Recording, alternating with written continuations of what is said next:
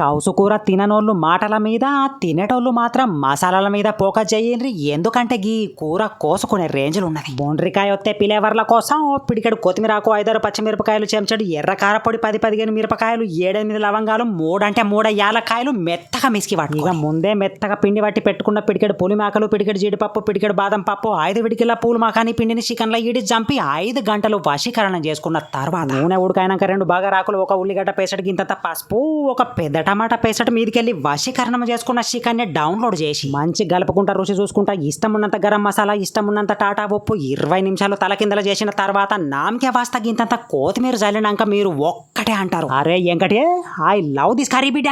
Keep it up. బాగా ఆకలి అయ్యే రోజులల్లా తినడానికి తిండి దొరకది, సంపాదించి కుప్ప పెట్టుకున్న తర్వాత తిన్న దొరకదు అన్నాడు. అందుకే అంటారు 40 దాటిన తర్వాత సంసారానికి, 50 దాటిన తర్వాత తిండికేకో పనికిరామాట.